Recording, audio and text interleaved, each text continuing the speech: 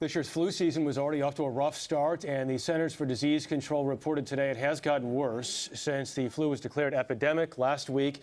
The CDC says the illness is now widespread in 43 states. That is up from 36 last week. The agency says 21 children have died this flu season, 6 within the last week. For more on all of this, we are joined by Dr. John LaPook, our chief medical correspondent.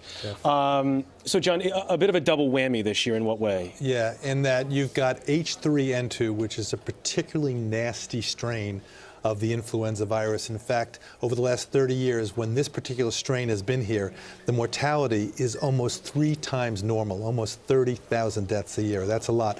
The second part of the double whammy is that the vaccine this year is likely not going to be as effective as in past years because it looks like it's not as well matched to the circulating strains. As we mentioned last week, I mean, the flu hits epidemic level every single year. Every year. This one is a little bit early. I mean, you're worried. You're concerned. You know, the thing is, every year people don't realize how nasty and how potentially deadly the flu virus is. It's not the flu. I mean, it should have maybe a different name that makes people a little more on edge, because every year it can cause tens of thousands of deaths, and it's an epidemic every year, and it's a big deal. Now, the problem this year is that you have to decide in February, kind of guess what the strains are going to be, and they decided correctly back then, but since then the circulating virus kind of mutated, and so it's not as well matched.